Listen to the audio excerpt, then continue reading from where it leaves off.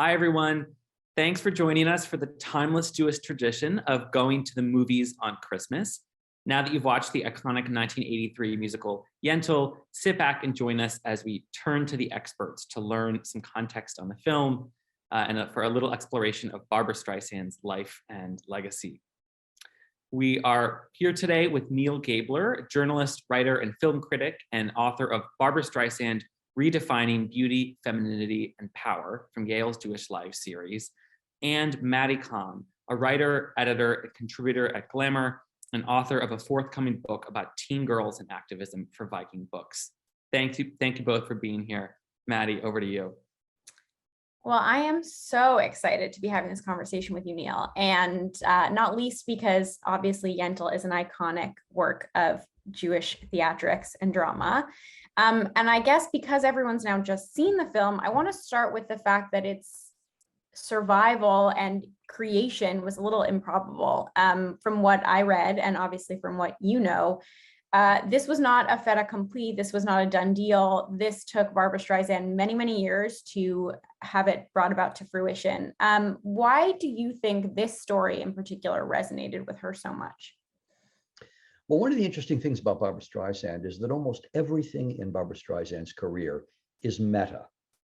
And by that, I mean this, that Barbra Streisand is almost always performing the story of Barbra Streisand. Now, that story takes, many different iterations. But if you go back even to, the breakthrough performance in Funny Girl, and you look at Funny Girl, it's not, one doesn't have to be, a brain surgeon to realize that the story of Funny Girl and the story of Fanny Brice is the story of Barbra Streisand. And that there is a conflation between the performer and the character that is rare. I mean, it happens, but it's not the typical kind of conflation that you see in entertainment. She's playing herself through the character of Fanny Brice. And one sees this repeatedly through Streisand's career. She's almost always playing the outsider, the woman scorned, the woman who is alone. And Yentl certainly fits this kind of pattern of the meta Streisand. Here she is. In fact, one could even go farther than that and say that the movie itself is almost a meditation on the making of this movie. Yes. Because here is, Streisand having to be a man in order to achieve the things she wants, as a woman. And that is really what happened to her, in attempting to make this film. Clearly it resonated with her, I think, for that reason. When she first was given the material, which was in 1968, 15 years before the film was made. And she wanted very badly to make this movie. And unfortunately for her, all she met was resistance, which is typical in Barbra Streisand's career. She was always meeting resistance. Now, at the time that she was interested in making Yentl, she was a giant star. One could say arguably the biggest star in the entire entertainment firmament. And yet, there's the story of Sherry Lansing, head of 20th Century Fox, a Jew who told her, no one would be interested in this. This is a Jewish kind of picture. No one else will be interested. And she went to, virtually, everyone to see if she could get the studios to take on this project, and they wouldn't. I mean, she was really kind of, Angel, trying to get this done, and no one would let her do it. Yeah. I mean, it's funny that you say that. You mentioned that because I was looking back through the interview she gave around the time when it came out, which what a media landscape we had back then, because she talked to everybody from Life to Playgirl to everything in between. And I saw that she said that she hoped people in Iowa great euphemism for non-Jews, I guess, by virtue of her saying that, would go see Yentl. She said, to me, it's not a Jewish movie. To me, it is a contemporary film. Do you think she believed that? Or do you think she said that because she wanted it to be a success? To her, was it the story of everyone? That's a great question. And I think there's a little of both here. And there's a little of both because in order to really understand Barbra Streisand and understand her appeal, I think one has to understand that Barbra Streisand is a kind of living metaphor in a way, again, that very few performers are. Now, the metaphor is Jewish, obviously, because there is no way to look at Barbra Streisand or to hear Barbra Streisand or to watch the way that Barbra Streisand performs without getting all of those Jewish vibes. And I mean that in absolutely the very best sense, as I think she would say that in the very best sense. I mean, she's Brooklyn Jewish. I mean, there's no mistaking that. But the metaphor itself, which is a Jewish metaphor, gets universalized and transformed into a metaphor of the other. And Barbra Streisand, from the very beginning of her career and all the way through her career, even when she is, as I say, the biggest star in Hollywood, and even now when she is a kind of an apotheosis of the biggest star. I mean, she's something larger than stardom now. Yes. I mean, she's this iconic figure, but she has never lost the metaphor. Even when one might say, is the ultimate insider, there's no place that wouldn't invite or welcome Barbra Streisand. But she is always, because of her Jewishness, she is always an outsider. That, in my estimation, and again, I don't think one has to be a brain surgeon to see this, is really the basic source of her appeal. Right. I mean, yes, the talent is applied to that, and the talent is also unmistakable. But the metaphor of this outsider, usually, Mattie, our transaction with performers is one of aspiration. I'm dating myself now, but if you saw go ahead. Cary Grant at the movies, for yes, example, you wouldn't say, boy, I'm just like Cary Grant. You'd say, boy, I wish I was like Cary Grant. And today, I mean, the equivalent would be if you went to see Tom Cruise or something, you'd say, boy, Tom Cruise is just like me. No, you'd say, boy, I kind of wish I was like Tom Cruise. I wish I looked like that. I wish I could perform like that. And that's kind of the history of Hollywood, is a history of aspiration and vicariousness. And that's our transaction with a performer. But Barbra Streisand is one of those rare performers for whom the transaction is, she expresses me. She is like me. She is me. I mean, she once said, and I always love this line. In an earlier conversation, I mentioned this to you, the line where she says, I was the ugly girl who nobody ever wanted, nobody ever asked to the prom. Well, that is such a resonant idea, particularly when the girl who was never asked to the prom becomes the queen of the prom. Right. Which is exactly what happened to Barbra Streisand, without ever losing, shedding herself, basically. She never sheds herself. She is always herself. Yeah. And that is very powerful. So this is a very long-winded way of answering your question, which is to say, yes, it's Jewish. And yes, she was being somewhat disingenuous when she said that people in Iowa, she hoped, would appreciate Yentl. But yes, there's this other aspect to it, which is that anybody, anywhere, who feels an outsider, anyone who feels humiliated, and she was often humiliated in her career, often humiliated. This is one instance of it, trying to get Yentl made. And what happens after Yentl gets made, which we'll talk about, and the humiliation there. But I think she's saying, yes, it's Jewish, but we're all Jews. There was a line of Bernard Malamud's, which I always love, which he said, that all men are Jews.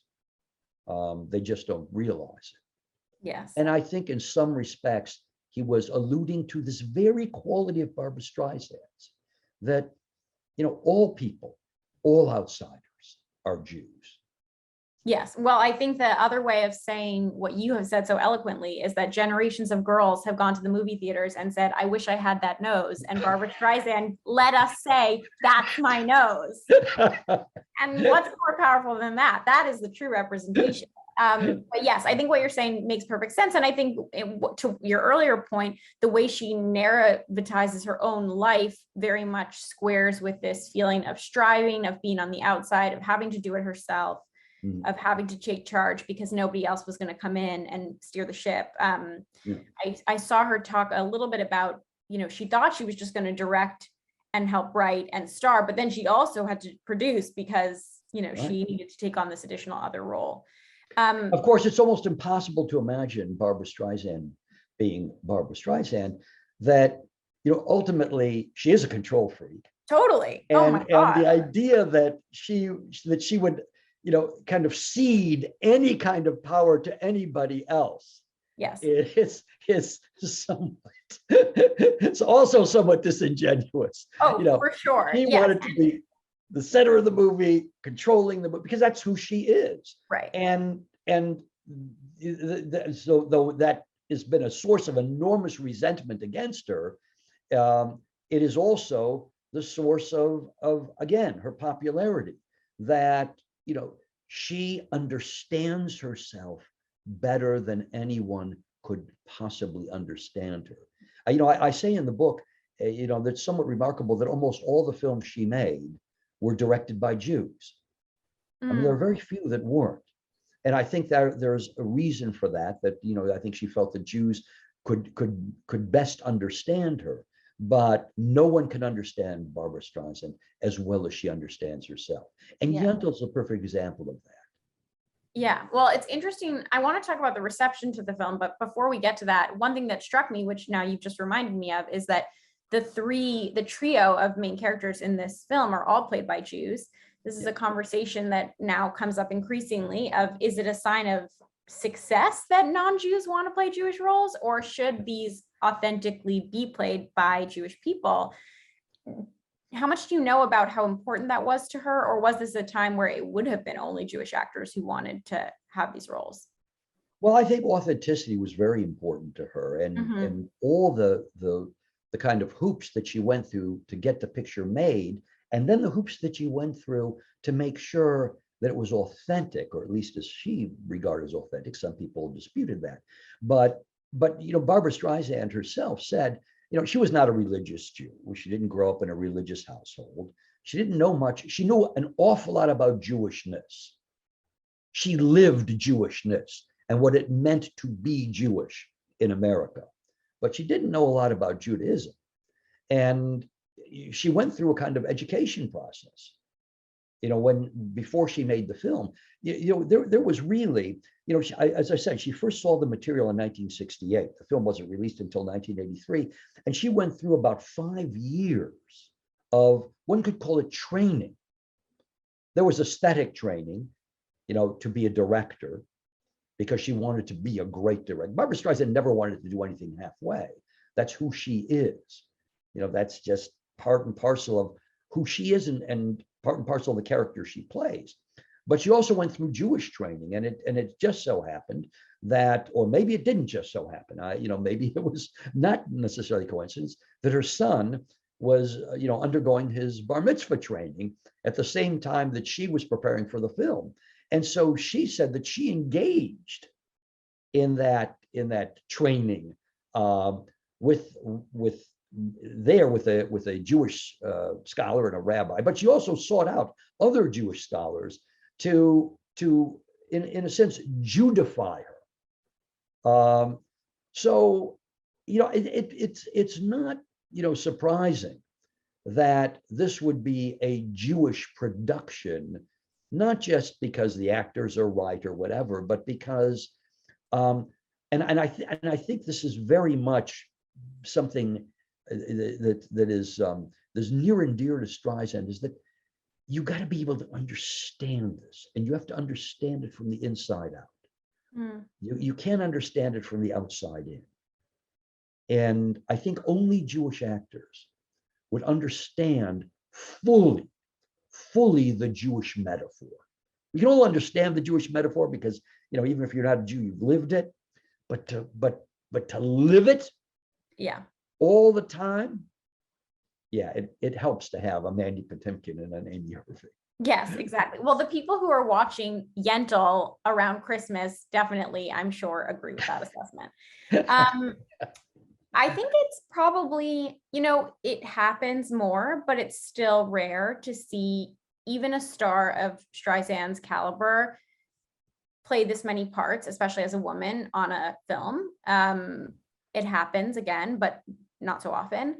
In terms of the response to her as a woman doing this job, as a woman championing this film, how did that play out? Played out very negatively. Yeah. Very negatively. Partly it played out negatively because she was a woman. And Hollywood was very resistant. Oh, and by the way, it still is. Yes.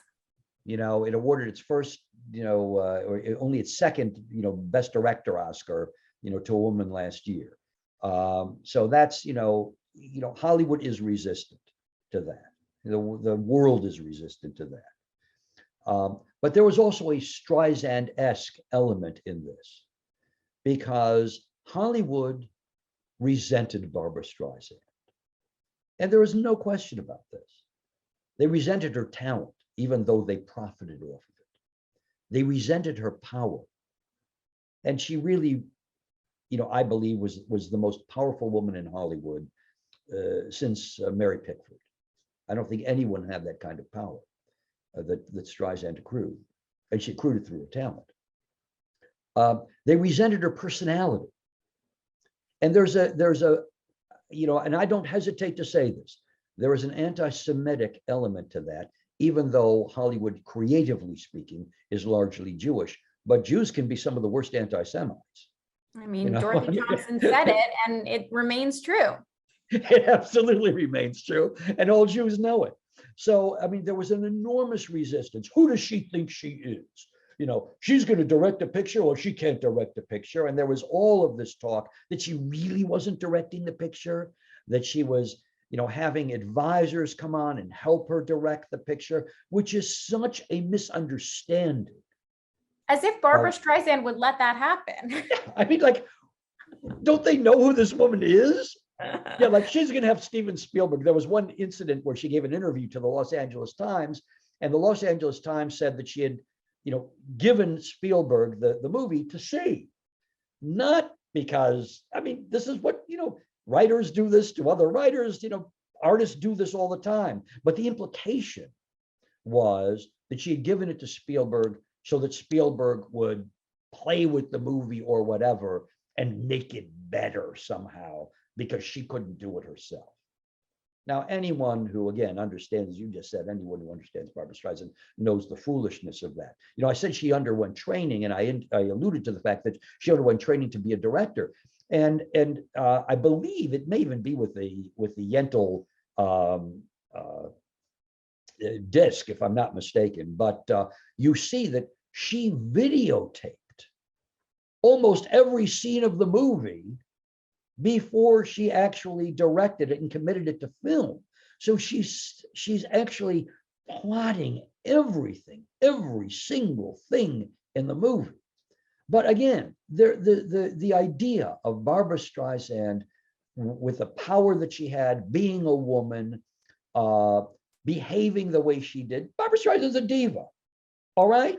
About you know what? Some people deserve to be a diva. Not all people do. Not all people do. But this woman doesn't deserve to be a diva. Give me a break. If Barbra Streisand doesn't deserve to be a diva, who does? And there was enormous resentment. And I'll tell you who was one of the most resentful is Isaac Bashevis Singer, who wrote the original story. And he gave a self-interview to the New York Times in which he absolutely eviscerated the movie. The movie was so terrible. And, and imagine, Yentl going to New York at the end. What the heck is that? And I mean, number one, he had submitted a treatment of the movie which Barbra Streisand rejected. Number two, he felt that Barbra Streisand didn't pay him enough for the for that. None of this was exposed. Now we're getting into the real Jewish part of this story. You are so right. So, I mean, yes, there was all of this hostility, a tremendous amount of hostility. And we saw this also play out in award season, because Streisand did win the Golden Globe from the Foreign Press Association for Best Director, and the film won Best Comedy Musical. They have that category. Yes. As you know, but she didn't get nominated, nor was the film nominated for the Oscar. Now, anyone who's seen Yentl, and everyone has just seen it here, knows that to deny that film an Oscar nomination, and to deny Barbra Streisand a nomination for Best Director is a travesty. It's a travesty. But this was a way of saying she's too big for her britches. And we're going to take her down quite a few notches. They tried to do the same thing on A Star Is Born, which is not a great movie, but was an enormously successful movie.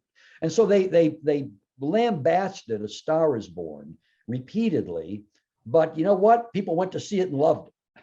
So it's as if Barbra Streisand was giving them the finger. So they thought, well, Yentl, it's a Jewish movie, whatever. Maybe she won't give us the finger on this one because she won't be able to. In point of fact, she could. Right.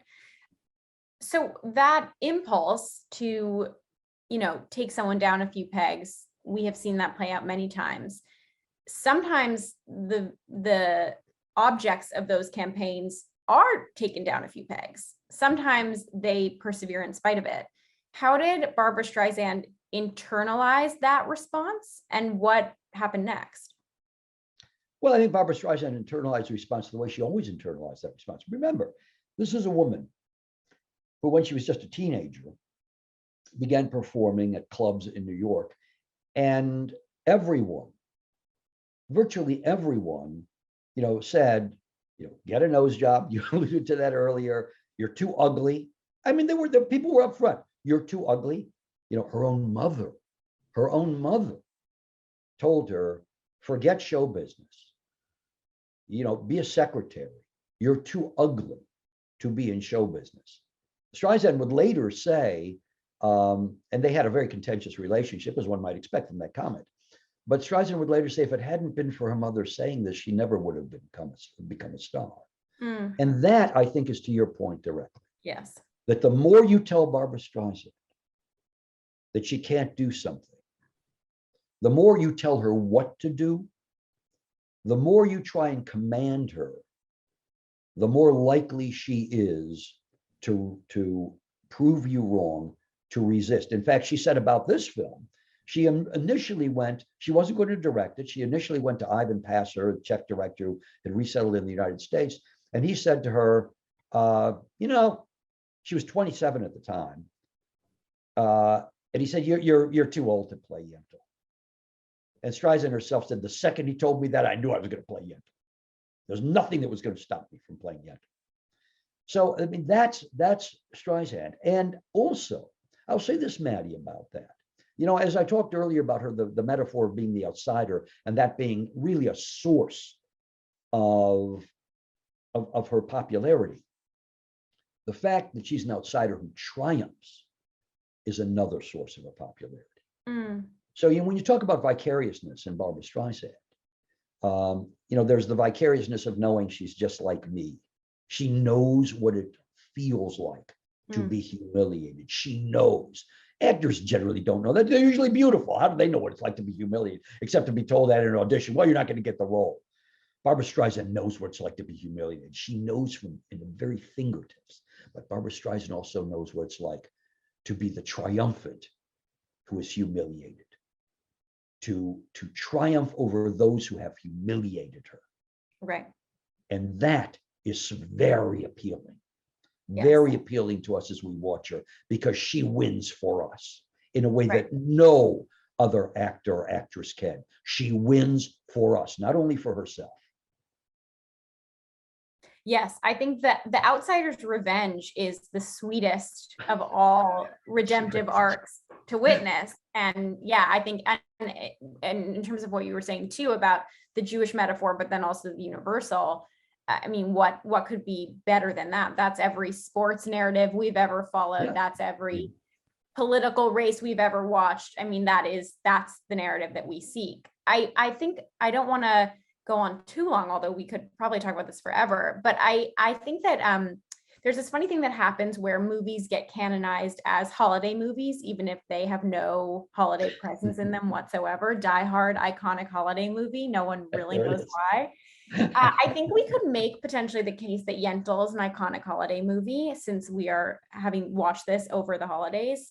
For you, what makes Yentl worth returning to on the holidays or at any other time? Well, I can't say about the holidays, because I mean, I think the religiosity aspect of it is plays into this. I mean, I think why Yentl is worth returning to is it's because it's a good and it's a complex movie. Now, complex is not a word that would necessarily be attributed to this film, because I think most people see it as some sort of feminist statement. And coming from Barbra Streisand, that's natural. She was a feminist, and she was a powerful force in the feminist movement, I believe. We talk about Betty Friedan and Germaine Greer and all this, but you got to put Barbra Streisand in there. I mean, she was at the grassroots what they were at sort of the intellectual level. So yes, it's, it looks on the outside like it's sort of some sort of feminist track, a woman who has to beat a man's world by becoming a man and blah, blah, blah, blah, blah, blah. But I think that undersells the movie, because this is not just a feminist movie. This is a movie about a lot more. And in fact, I don't even think it's primarily a feminist film. This is a love story in which the film addresses the complications of love. Yentl is in love with two people in this movie. She's in love with Avador and she's in love with Hadass. And that love with Hadass is not platonic. One of my favorite scenes in the movie is the song, "No Wonder He Loves Her." And I'll tell you why. It's because Streisand does something miraculous in the course of that song. She changes the entire meaning of the song as she sings it. So she's got this reverie. No wonder he loves her. And that's how the song begins. No wonder he loves her. She does everything. She's beautiful. She feeds him. She's a slave. No wonder. But then, as the song proceeds, Yentl comes to the same recognition as Avador does, really, which is no wonder he loves her. Look at her tenderness. Look at her inner beauty. And this is a film about the complications of love. And it's a film about the way in which social conventions not only force us into, a girl can't go to school. It's a film that tells us about how social conventions mean you can't always fall in love with the person you want to fall in love with. You can't always behave. I mean, Avador, both women fall in love not with his masculinity. No, quite the opposite. They fall in love with the thing he can't reveal, which is his sensitivity. Napoleon Kael, the great film critic, once said of Barbra Streisand, and it's kind of the ultimate Barbra Streisand, criticism. Although it's not a criticism, it's an encomium. But that she taught us the lesson that talent is beauty. Yentl teaches us that sensitivity is love, and that has to press against all sorts of social conventions. That's complicated. That's very complicated. Isaac Bashevis Singer didn't understand this movie at all.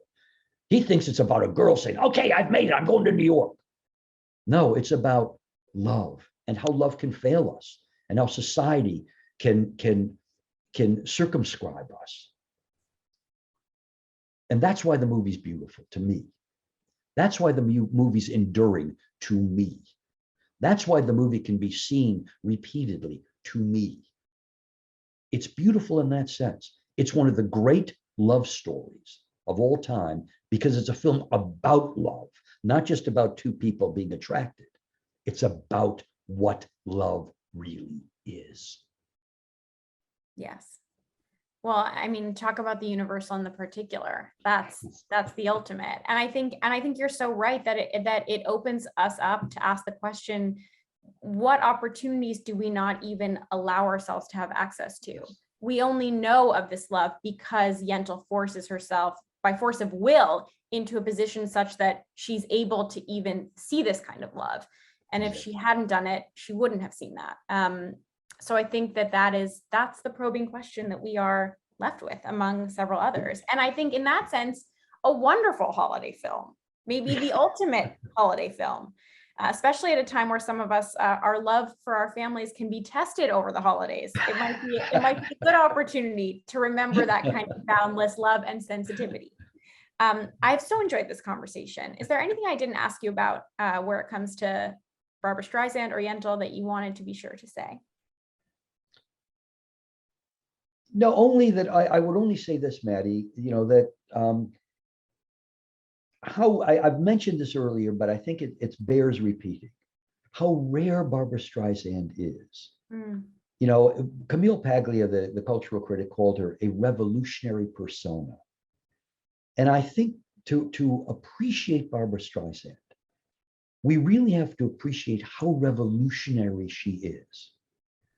And how the revolution that she led has now manifested itself in people as diverse as Dustin Hoffman near the beginning of this revolution and Adele now in present day.